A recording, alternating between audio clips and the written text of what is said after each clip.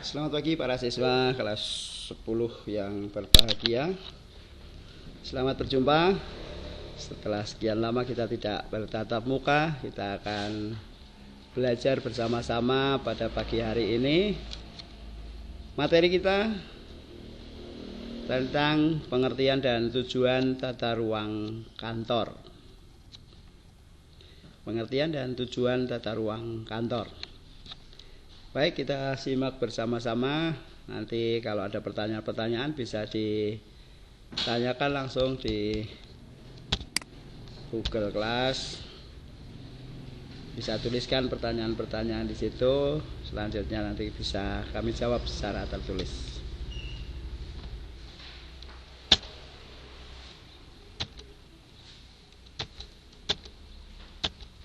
Dua kelem.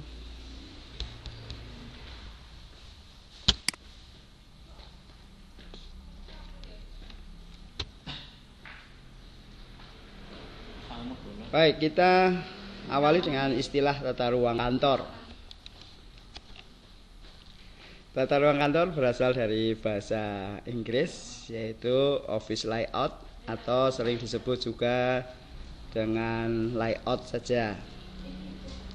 Tata ruang kantor adalah pengaturan, perabotan, mesin, dan sebagainya di dalam ruangan yang tersedia.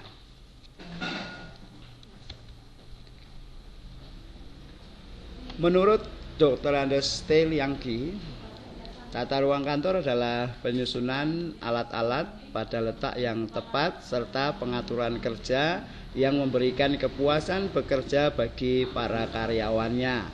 Jadi tata ruang kantor adalah bagaimana kita mengatur ruang kantor itu menjadi tempat untuk bekerja sehingga para pekerja yang ada di dalamnya mendapatkan kepuasan di dalam melakukan tugas dan pekerjaannya. Menurut Littlefield dan Peterson, tata ruang kantor dapat dirumuskan sebagai penyusunan perabot dan alat perlengkapan pada luas yang tersedia. Jadi tata ruang kantor dirumuskan sebagai penyusunan perabot, bagaimana menata meja, bagaimana menata kursi, bagaimana menata almari, filing kabinet dan sebagainya, sehingga ruangan tersebut bisa digunakan, dimanfaatkan untuk melaksanakan tugas dan pekerjaan bagi para karyawan di kantor. Selanjutnya, tujuan tata ruang kantor. Apa saja tujuan dari penataan ruang kantor? Yang pertama, memberikan kemudahan yang optimum atau optimal bagi arus komunikasi dan arus kerja. Artinya bahwa dengan penataan ruang kantor yang baik akan tercipta komunikasi yang baik bagi para pekerja sekaligus melancarkan arus pekerjaan dari satu orang ke orang yang lain atau dari satu bagian ke bagian yang lain. Yang kedua, tujuan tata ruang kantor memberikan kondisi kerja yang baik bagi setiap orang. Memberikan kondisi kerja yang baik bagi setiap orang. Jadi dengan penataan ruang yang kantor diharapkan para pegawai atau para petugas administrasi bisa menjalankan tugasnya dengan baik, dengan nyaman, tanpa ada gangguan, tanpa ada tekanan dari siapapun. Dengan demikian maka akan diperoleh pekerjaan-pekerjaan yang menghasilkan produktivitas yang lebih tinggi.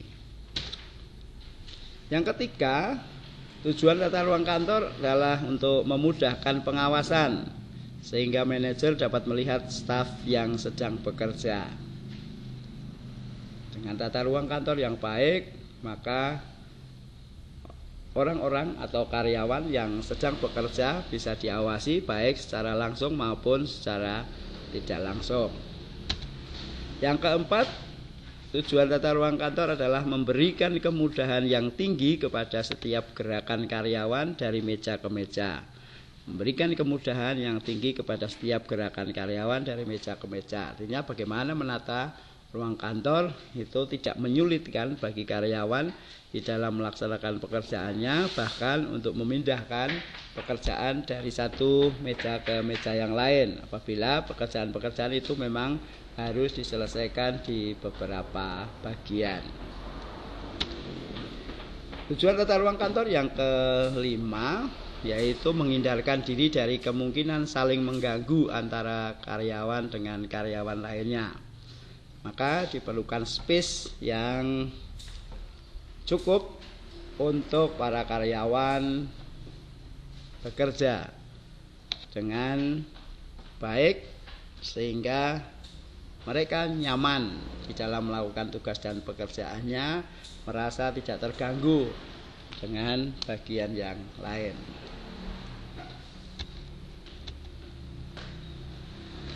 Yang keenam, tujuan tata ruang kantor yaitu menggunakan segenap ruangan dengan baik. Artinya bagaimana ruang kantor itu bisa digunakan, dimanfaatkan dengan sebaik mungkin, dengan memanfaatkan space yang ada sehingga kantor itu benar-benar optimal. Yang ketujuh, tujuan dari tata ruang kantor yaitu memisahkan pekerjaan yang berbunyi keras, gaduh, dan mengganggu dari pekerjaan yang sunyi. Artinya bahwa kantor harus bisa membedakan mana pekerjaan-pekerjaan yang butuh ketenangan, mana pekerjaan-pekerjaan yang menghasilkan bunyi yang bising, yang mengganggu. Itu harus dipisahkan supaya orang-orang yang misalnya membutuhkan pekerjaan yang tenang, berpikir, bagian-bagian keuangan, bagian-bagian perencanaan itu membutuhkan ketenangan sehingga perlu dipisahkan dari pekerjaan-pekerjaan yang mungkin lebih banyak menimbulkan suara. Yang kedelapan, terciptanya kesan yang baik tentang organisasi tersebut dari relasi dan tamu yang datang. Kalau kantor tertata dengan baik, kantor mempunyai alur kerja yang baik, maka akan memberikan kesan yang baik pula bagi relasi atau tamu yang datang ke kantor. Mereka punya penilaian positif terhadap kantor tersebut. Berbeda dengan apabila kantor itu penataannya tidak baik, penataannya sembarangan sehingga ada kesan semrawut, itu akan memberikan kesan negatif bagi tamu maupun relasi kantor. Yang kesembilan, pelaksanaan pekerjaan dapat menempuh jarak yang terpendek. Pelaksanaan pekerjaan dapat menempuh jarak yang terpendek artinya bahwa pekerjaan itu harus benar-benar diselesaikan dengan jarak yang terpendek. Untuk itu diperlukan penataan yang baik dengan alur yang tepat, sehingga pekerjaan itu tidak bolak-balik. Nah, kalau pekerjaan bolak-balik maka penyelesaiannya akan lama, orang akan memerlukan waktu yang lama, akan memerlukan jarak yang lebih jauh. Tetapi dengan penataan yang sistematis, urut, sesuai dengan bagian-bagian yang harus menyelesaikan, maka pekerjaan itu dapat ditempuh dengan jarak yang terpendek. Demikian tujuan dari penataan ruang kantor. Selanjutnya kita akan berbicara tentang keuntungan tata ruang kantor yang baik menurut Mukijat. Keuntungan tata ruang kantor yang baik menurut Mukijat. Yang pertama, merencanakan suatu kantor dengan baik akan memberikan efisiensi melakukan pekerjaan. Ini penataan yang baik, selain akan menimbulkan kesan yang baik, maka penataan ruang kantor itu juga akan memberikan efisiensi di dalam melaksanakan pekerjaan. Yang kedua, penghematan penggunaan ruang lantai yang tepat. Penataan yang tepat memanfaatkan space yang ada itu akan memberikan penghematan terhadap ruang yang dipakai. Yang ketiga, pengawasan dapat dipermudah. Tadi dikatakan bahwa dengan penataan ruang yang baik, para pegawai bisa bekerja di tempatnya masing-masing, sehingga pimpinan atau manajer bisa melihat masing-masing personal bekerja di ruangan tersebut. Yang keempat, hubungan dapat dipercaya. Dapat dipercaya. Yang kelima, perlengkapan dan mesin kantor berguna lebih baik. Dengan penataan yang baik, maka perlengkapan mesin-mesin kantor itu digunakan seefektif mungkin dan seefisien mungkin. Yang keenam, jalannya pekerjaan lebih lancar. Karena tadi dengan penataan yang baik, dengan alur kerja yang baik, dengan memberikan space yang cukup, itu akan memberikan kelancaran di dalam melaksanakan tugas dan pekerjaan. Yang ketujuh, menambah kesenangan dan semangat bekerja bagi karyawan. Kalau kantornya baik, kantornya rapi, kantornya bersih, maka akan memberikan semangat bagi pekerjaannya. Berbeda dengan kalau penataan ruang kantor itu acak-acakan, amburadul, tidak tertata dengan baik, maka para pegawai di dalam melakukan tugas dan pekerjaannya akan menimbulkan ketidaknyamanan di dalam bekerja. Kemudian berikutnya keuntungan tata ruang kantor yang baik menurut Telianggi. Menurut Telianggi, yang pertama, mencegah penghamburan tenaga dan waktu para pegawai.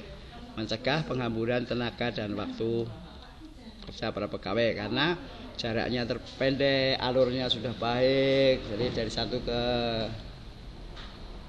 meja yang satu ke meja yang lain itu urut, sehingga tidak menghamburkan tenaga dan waktu di dalam melakukan tugas dan pekerjaan.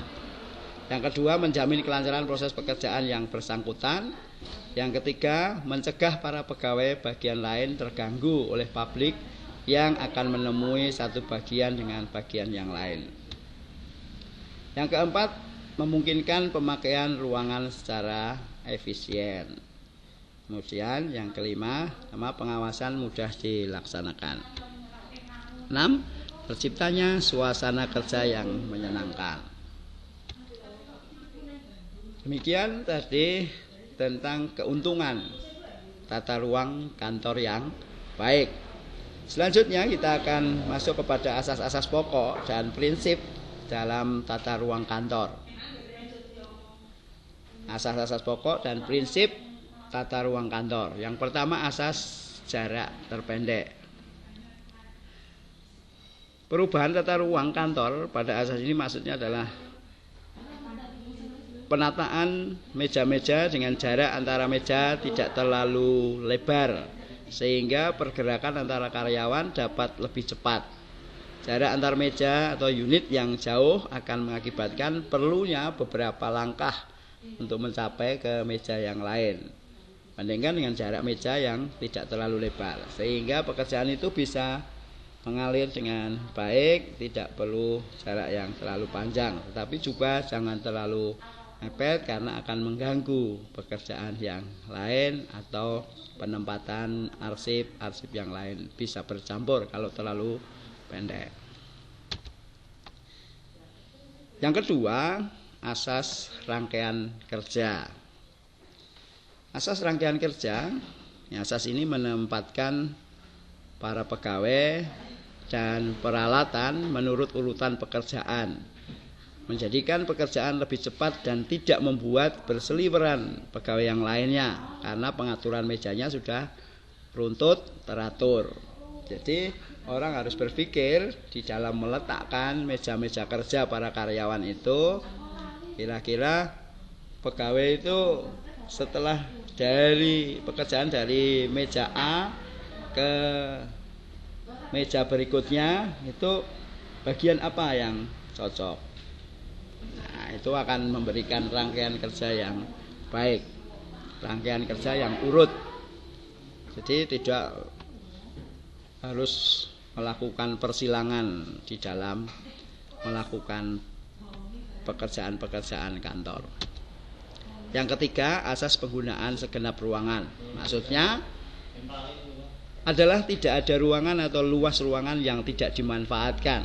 Jika ada ruangan yang kosong, maka dapat diletakkan tanaman, hiasan, akuarium, dan lain sebagainya, sehingga membuat ruangan semakin nyaman dan asri. Termasuk misalnya kalau ada ruangan yang di bawah tangga itu harus dibuat untuk dimanfaatkan, baik itu untuk tempat menyimpan atau untuk tempat meletakkan barang-barang yang diperlukan, sehingga space-nya tidak ada yang tidak termanfaatkan dengan baik. Yang keempat, asas perubahan susunan tempat kerja.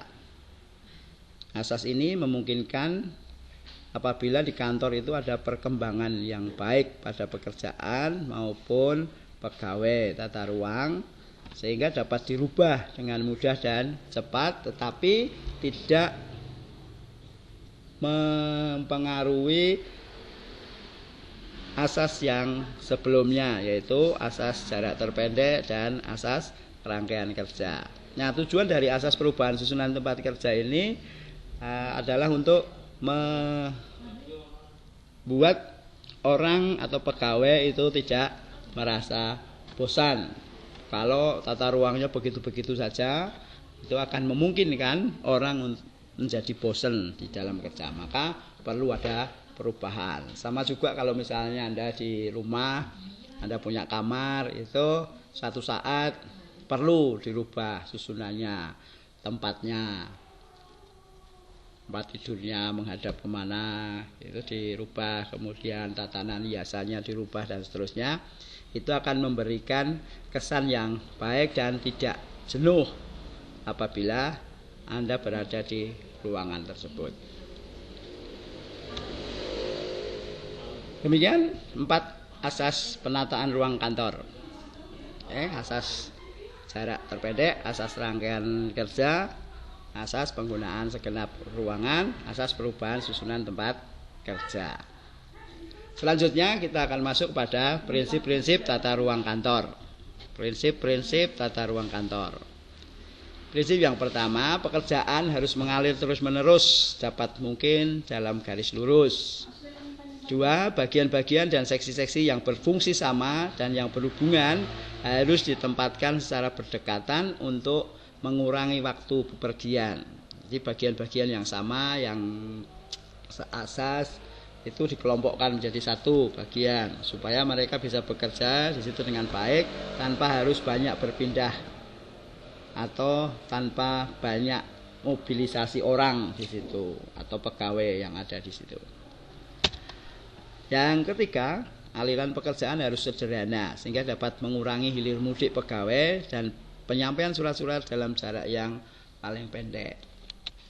Ini kaitannya dengan yang kedua tadi, menempatkan bagian-bagian yang sama di dalam satu ruangan atau satu lokasi. Yang keempat, meletakkan perlengkapan kantor harus dekat dengan pegawai yang menggunakannya.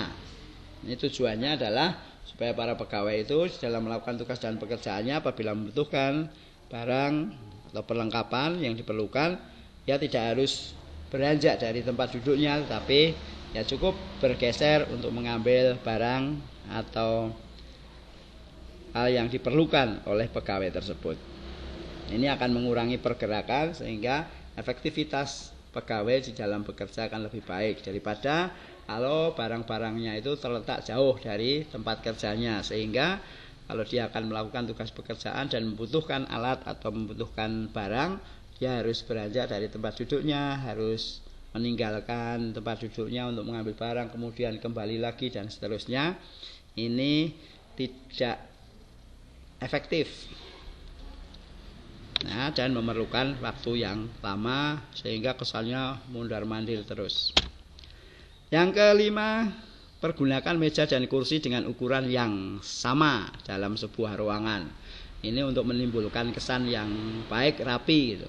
Kalau meja kursinya berbeda-beda, yang beloncat itu akan menimbulkan ketidakrapian di dalam penataan ruang kantor. Berikutnya, menyusun meja harus sedemikian rupa sehingga tidak ada pegawai yang terpaksa menghadap pada sumber cahaya.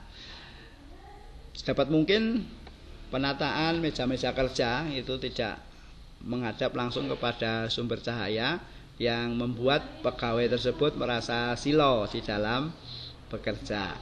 Nah, kalau pegawai itu silau dalam bekerja, khususnya untuk pekerjaan tul menul atau tulis menulis, kalau cahayanya itu memancar langsung kepada sumber pekerjaan akan menimbulkan silau dan selanjutnya akan menimbulkan kelelahan pada mata. Nah, kelelahan pada mata ini akan menimbulkan produktivitas yang rendah pada saat melaksanakan tugas dan pekerjaan. Selain itu juga akan mengganggu kesehatan mata. Untuk itu perlu ditata agar bagaimana meja itu tidak menghadap pada sumber cahaya secara langsung. Berikut, kesatuan yang banyak berhubungan dengan masyarakat harus ditempatkan di bagian depan. Ini perlu dipertimbangkan supaya kantor itu bagian-bagian yang membutuhkan ketenangan itu bisa bekerja dengan baik, sementara bagian yang memang sering berhubungan dengan masyarakat itu di bagian depan, selain tidak menyulitkan orang atau tamu-tamu yang datang untuk melakukan hubungan atau komunikasi atau bahkan penyelesaian pekerjaan, itu tidak mengganggu pekerjaan-pekerjaan yang lain. Berikut, satuan yang pekerjaannya bersifat gaduh sebaiknya ditempatkan dekat jendela dan hendaknya dijauhkan dari satuan lainnya. Ini prinsip yang berikutnya. Jadi bagaimana agar pekerjaan-pekerjaan yang menimbulkan suara yang gaduh itu tidak mengganggu pekerja yang lain. Karena ada bagian yang lain yang memerlukan ketenangan karena dibutuhkan konsentrasi yang baik. Seperti tadi dikatakan, bagian-bagian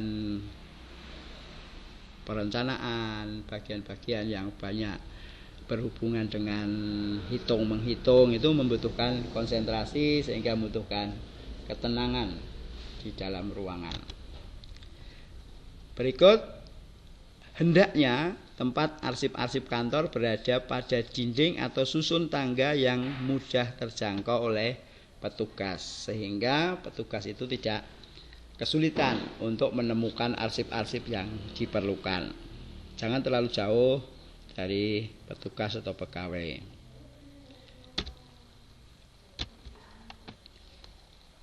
Selanjutnya masuk kepada bentuk-bentuk tata ruang kantor.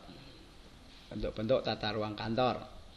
Ada beberapa bentuk tata ruang kantor yang bisa disetting oleh kantor tersebut, tentu mempertimbangkan beberapa hal. Apakah akan menggunakan tata ruang yang A, B, atau C, dan seterusnya. Nah, adapun bentuk-bentuk tata ruang kantor, yang pertama itu tata ruang kantor tertutup. Yaitu suatu tata ruang dikatakan terpisah-pisah atau tertutup itu apabila susunan ruangan untuk bekerja terbagi-bagi dalam beberapa bagian. Ruangan terbagi-bagi dalam bilik-bilik. Jadi ada semacam ruangan-ruangan yang dipakai untuk satu bagian, kemudian satu bagian yang lain itu terpisah oleh dinding. Itu yang disebut dengan tata ruang tertutup. Keuntungan dari tata ruang kantor tertutup itu moral pekerja atau staf akan terjaga dengan baik.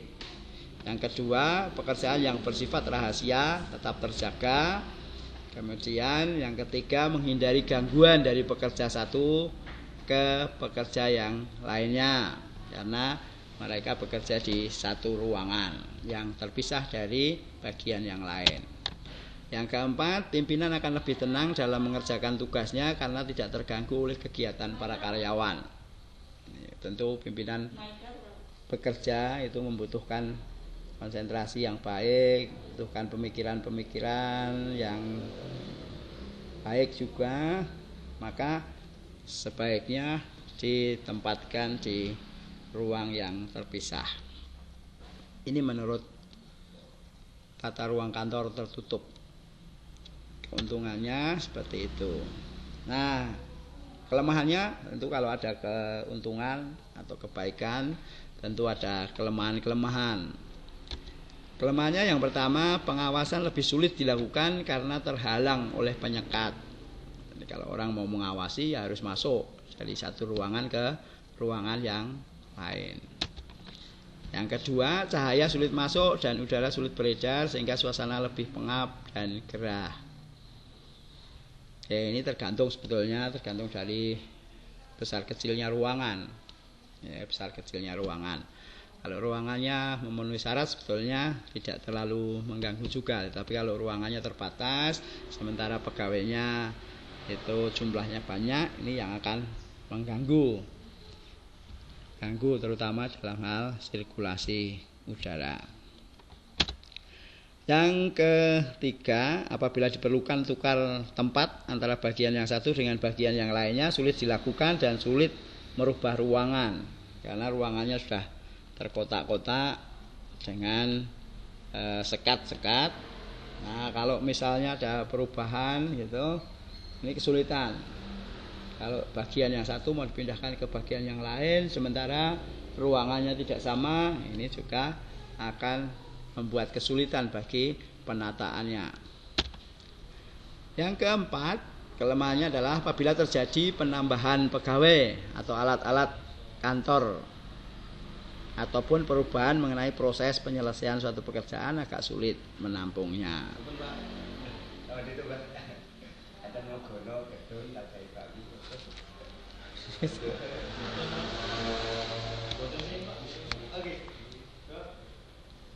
Nah, ini contoh gambar tata ruang kantor tertutup. Tata ruang kantor tertutup contohnya seperti ini. Kemudian yang kedua, tata ruang kantor terbuka. Dalam susunan ini, ruang yang dipergunakan untuk ruang pekerja tidak dipisah-pisahkan atau tidak menggunakan penyekat. Tetapi semua aktivitasnya dilaksanakan pada satu ruang besar terbuka, sehingga semua yang bekerja tampak dan mudah diamati dari satu sudut pandang. Nah, sama halnya dengan tata ruang kantor tertutup, tata ruang kantor terbuka ini tentu juga punya keuntungan dan kelemahan. Adapun keuntungannya adalah pengawasan lebih mudah dan efektif terhadap segenap pegawai, karena dalam satu ruangan terbuka, kalau pimpinan melakukan pengawasan tinggal datang ke ruangan itu melihat bagaimana para pegawai bekerja, itu akan memudahkan, berbeda dengan tadi yang ruang tertutup. Yang kedua, keuntungannya tata ruang terbuka itu hubungan antar pegawai cepat dan mudah, karena bisa saling pandang, bisa saling tahu antara satu pegawai dengan pegawai yang lainnya. Mereka bekerja dalam satu ruangan, tidak disekat oleh dinding. Yang ketiga, memperlancar arus pekerjaan dari meja satu ke meja yang lainnya tanpa orangnya harus mundar-mandir meninggalkan tempat kerja untuk berpindah ruangan, hanya untuk mengalirkan pekerjaan. Nah, karena orang-orang sudah ada di dalam satu tempat tersebut. Yang keempat, cahaya mudah masuk dan udara mudah beredar. Karena dalam satu ruangan yang besar, sehingga cahayanya bisa memancar ke seluruh bagian dari ruangan tersebut. Udara bebas beredar. Kemudian mudah merubah ruangan, nah, karena tidak ada sekat-sekatnya, sehingga kalau mau melakukan perubahan susunan tempat kerja itu lebih enak, tidak harus bongkar-bongkar, hanya menggeser meja dari satu tempat ke tempat yang lainnya tanpa harus mengganggu dinding, karena memang tidak ada dindingnya, artinya tidak harus membobol dinding dan seterusnya.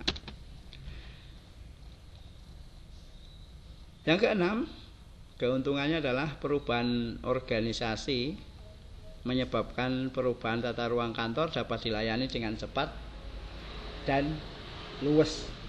Nah, karena susunannya terbuka itu tadi, perubahan susunan tempat kerjanya mudah dilakukan.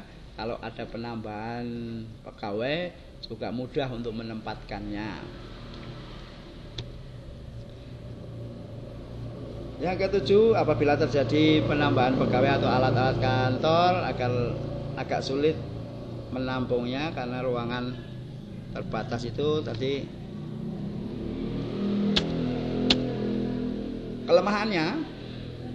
Kelemahannya dapat merendahkan moral atau staf karena cara hidup yang diawasi terus-menerus. Nah, ruang kantor terbuka antara pimpinan dan karyawan itu dalam satu ruangan, sehingga karyawan merasa selalu diawasi oleh pimpinan. Nah, ada tekanan secara moral dan psikis. Yang kedua, akan mengurangi keamanan bagi pekerjaan yang rahasia. Ada pekerjaan-pekerjaan dari satu bagian itu yang bersifat rahasia, ini juga akan kurang aman karena bisa dilihat oleh bagian yang lain dengan ruangan yang buka tersebut. Yang ketiga, pekerja akan kehilangan kepribadian. Yang keempat, apabila ada pekerja yang ngobrol dan bermalas-malasan antar teman sekerja dapat mengganggu yang lain. Sementara kita sedang konsentrasi bekerja, ternyata di bagian yang lain atau di meja yang lain ada yang tidak bekerja, ngobrol dan sebagainya. Ini akan mengganggu orang yang sedang melakukan pekerjaannya karena memang tidak terpisah oleh dinding. Yang kelima, peralatan kantor yang dapat menimbulkan suara gaduh akan mengganggu pekerjaan lainnya yang membutuhkan ketenangan. Kemudian, pimpinan lebih terganggu ketenangan kerjanya jika dibandingkan dengan menggunakan ruang kantor yang tertutup. Ditambah lagi kelemahannya, mungkin kalau ada satu pegawai yang sakit, pilek, flu gitu, misalnya bisa menularkan ke pegawai-pegawai yang lain karena ruangannya yang terbuka tersebut.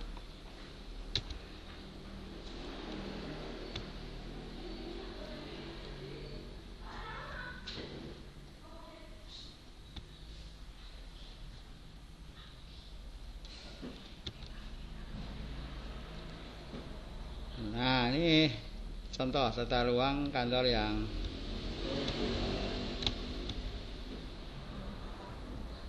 semi tertutup. Semi tertutup itu sebetulnya ruangan terbuka, kemudian di dalamnya ada sekat-sekatnya, tapi sekat-sekatnya itu hanya sebatas leher orang, sehingga pegawai yang satu dengan pegawai yang lainnya itu masih bisa bertatap muka atau bisa saling tahu satu dengan yang lain. Nah, ini ruang kantor yang semi tertutup adalah ruang yang sekatnya hanya setinggi 1,5 meter. Keuntungan ruangan yang semi tertutup adalah untuk menjaga privasi kerja. Kerugiannya adalah ruang kantor semi tertutup adalah perubahan tempat lebih sulit dilakukan. Itu.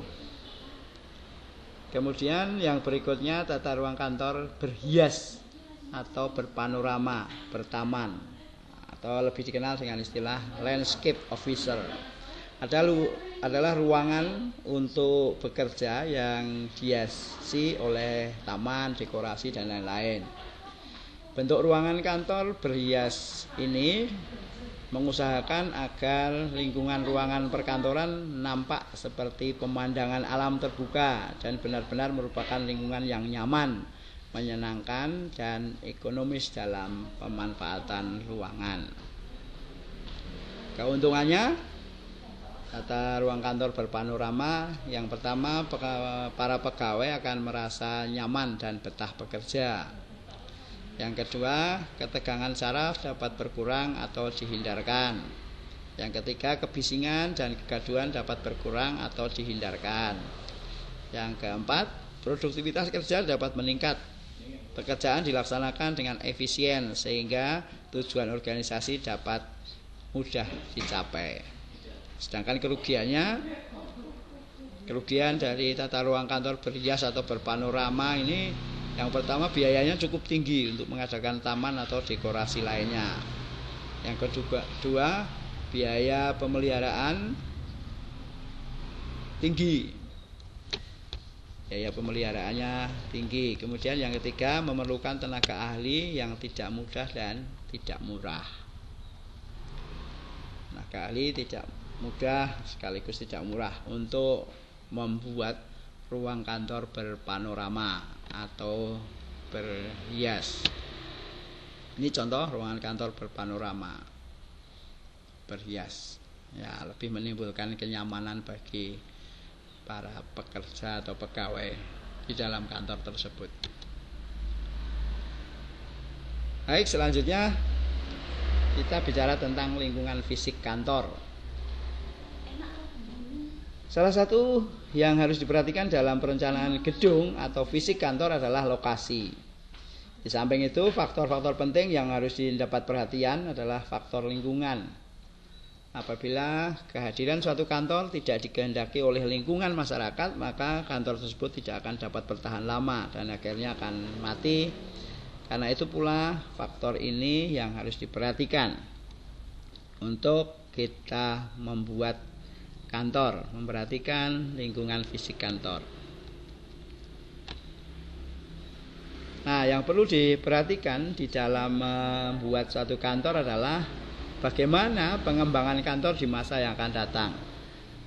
Nah, tentu kantor atau organisasi atau lembaga atau institusi itu tidak pengen organisasinya mandek atau lembaganya mandek atau institusinya mandek atau bahkan mengecil. Tetapi kantor, instansi, lembaga selalu menginginkan organisasinya itu berkembang sehingga diperlukan kantor yang lebih luas, lebih representatif dan seterusnya.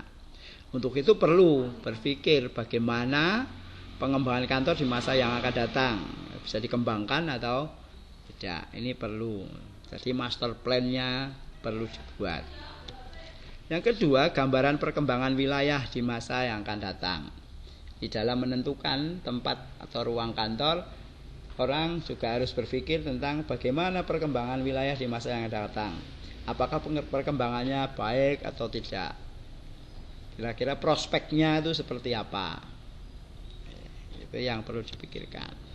Yang ketiga, sumber tenaga kerja dan kebutuhan kantor.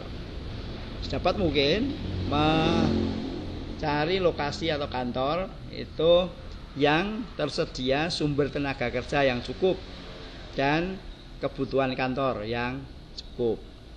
Nah, hal ini akan berdampak kepada efisiensi bagi kantor tersebut.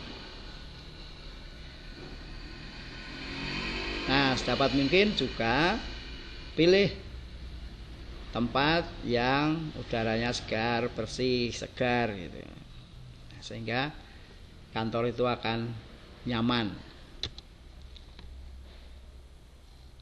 Berikutnya yang menjadi pertimbangan adalah bagaimana ongkos pemeliharaannya yang rendah. Karena bagaimanapun kantor itu dalam operasinya setiap bulan membutuhkan pemeliharaan. Kalau pemeliharaannya tinggi itu akan membebani kantor atau instansi. Berikut fasilitas-fasilitas angkutan yang lebih mudah dijangkau apabila orang akan bertamu atau berkunjung ke kantor itu, mereka mendapatkan kemudahan fasilitas angkutan. Kemudian faktor-faktor apa yang mempengaruhi tata ruang? Yang pertama, perencanaan cahaya. Penerangan cahaya yang baik akan diperoleh beberapa keuntungan. Antara lain, hasil pekerjaannya akan produktif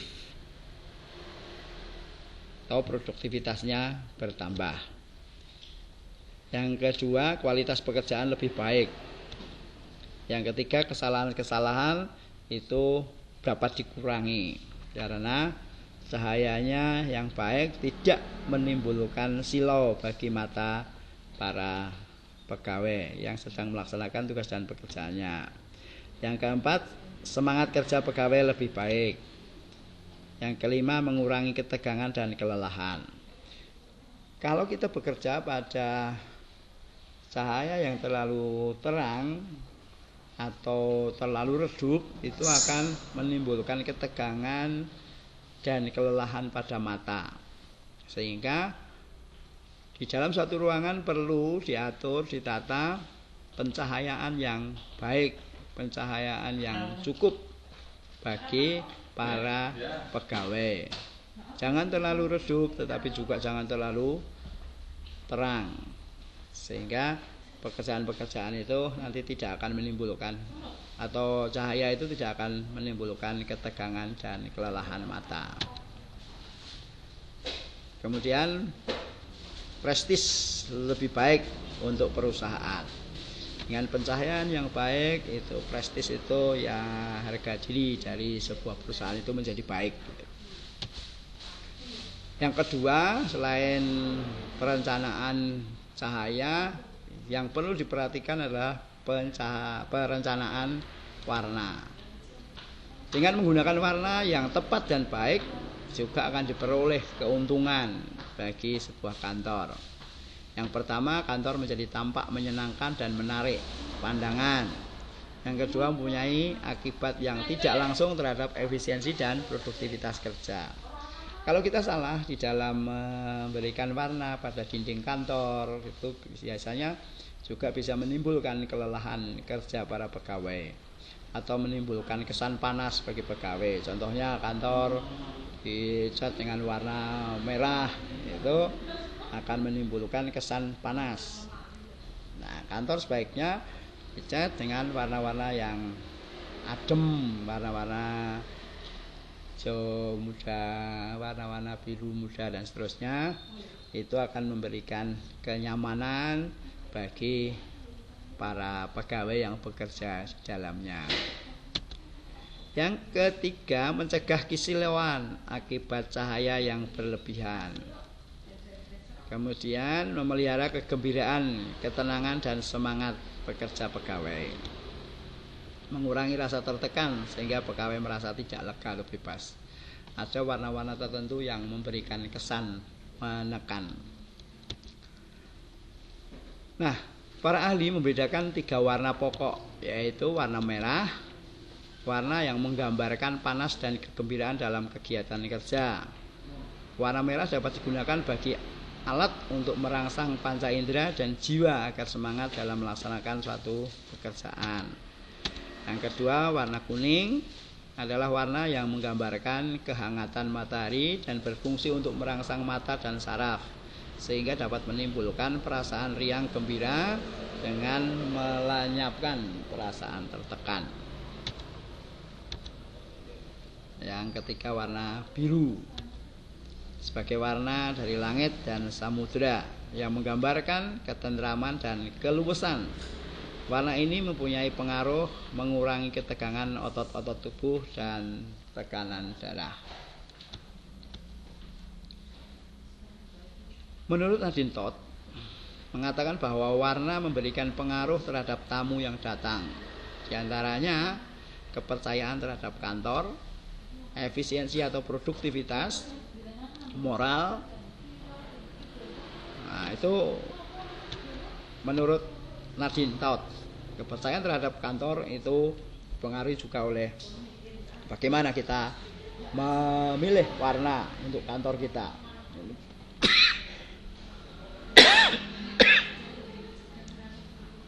Dia ada kesan efisiensi dan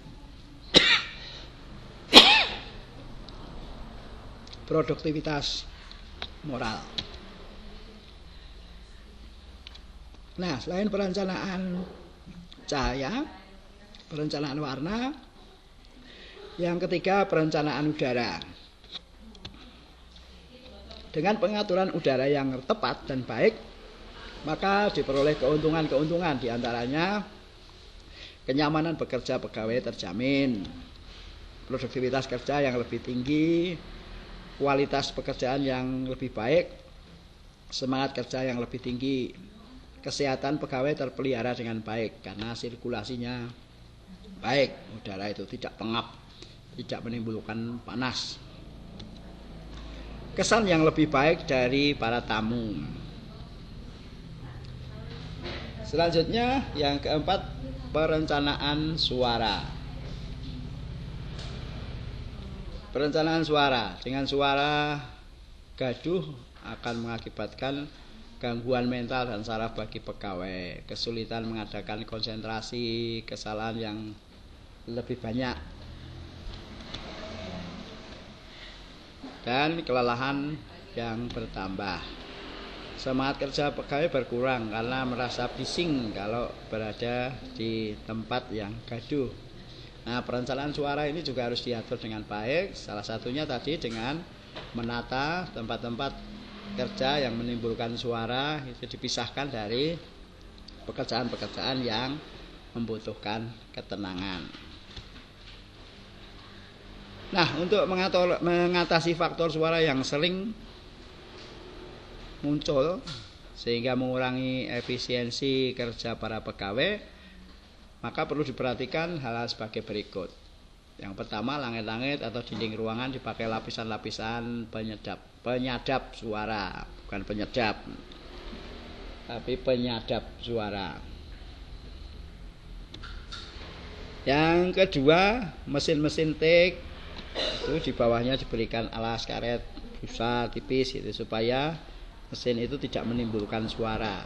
Nah, tapi untuk mesin-mesin ketik manual sekarang sudah tidak dipakai lagi di kantor-kantor, itu jarang dipakai di kantor ya, karena orang sudah menggunakan komputer dengan printer. Nah, untuk printer ini seringkali ada printer yang menimbulkan suara, itu juga diatur, ditata supaya printer itu tidak menimbulkan suara yang bising sehingga menimbulkan kegaduhan dan bising bagi para pegawai yang lain.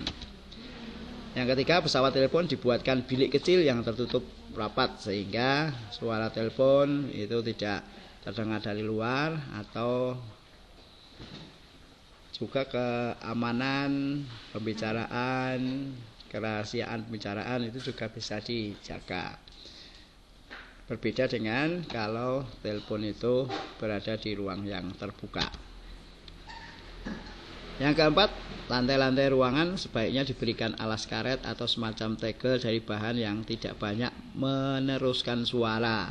Nah, contohnya kalau kita jalan pakai sepatu jengkel gitu, suaranya telek-tok gitu, akan mengganggu pekerja yang lain, sehingga timbul kenyamanan apabila suara-suara yang timbul dari para pegawai atau dari peralatan itu bisa diminimalisir sehingga menimbulkan ketenangan. Oke, selanjutnya pedoman dalam menyusun tata ruang kantor. Yang pertama, pekerjaan di kantor dalam proses pelaksanaan dapat menempuh jalan yang terpendek. Rangkaian aktivitas tata usaha dapat mengalir secara lancar. Segenap ruangan digunakan secara efisien, pengawasan terhadap pekerjaan dapat berlangsung dengan baik, pihak luar yang datang ke kantor tersebut mendapat kesan yang baik tentang kantor tersebut. Susunan tempat kerja dapat diubah sewaktu-waktu diperlukan. Adapun langkah-langkah dalam penyusunan tata ruang kantor. Nah, penyusunan tata ruang kantor dapat dilakukan dengan langkah-langkah sebagai berikut. Yang pertama, buat denah kantor dalam ukuran skala pintu masuk, jendela, dan pilar gedung. Yang kedua, pelajari pekerjaan, jenis, proses, urutan pekerjaan yang tercakup dalam lingkungan kantor itu. Yang ketiga, tentukan letak meja, lemari, mesin kantor, dan fasilitas lainnya dengan berpedoman pada teknik penataan meja kerja. Yang keempat, pindah atau hapus dan gambarkan kembali meja kerja, lemari, mesin kantor dan fasilitas lainnya masing-masingnya dan letakkan pada tempat yang dapat memenuhi prinsip dan asas tata ruang yang baik. Nah, seperti tadi sudah kita jelaskan, tata ruang kantor yang baik itu memenuhi 4 asas. Asas jarak terpendek, asas rangkaian kerja, asas perubahan susunan tempat kerja, dan asas penggunaan segenap ruangan. Nah, teknik penataan meja kerja ruang kantor. Penataan meja kerja dilakukan dengan baik. Meja kerja merupakan perlengkapan kantor yang relatif lebih banyak dari peralatan lainnya. Pada umumnya, karena setiap personel memiliki satu meja kerja. Dengan demikian, semakin banyak jumlah personil suatu kantor akan memiliki meja kerja yang relatif banyak juga. Oleh karena itu, meja kerja perlu ditata dengan sedemikian rupa sehingga dapat memenuhi prinsip tata ruang kantor yang baik.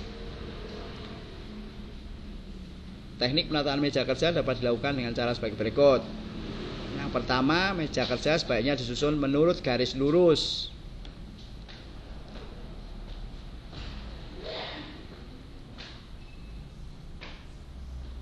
Yang kedua, pada tata ruang yang terbuka atau relatif besar, susunan meja dapat terdiri atas beberapa baris.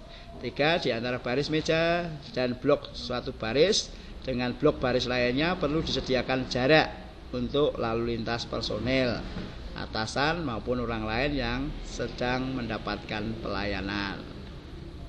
Yang keempat, lebar lorong di antara satu blok baris dengan blok baris lainnya sekitar 120 cm dengan lorong di antaranya satu baris dengan baris yang lainnya sekitar 80 cm.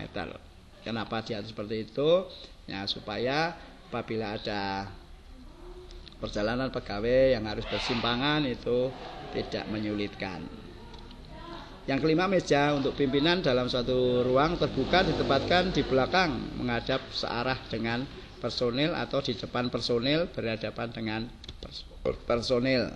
6, penempatan pimpinan suatu unit kerja dengan pimpinan unit kerja lainnya pada ruang terbuka ditempatkan dekat dengan personil yang menjadi bawahannya.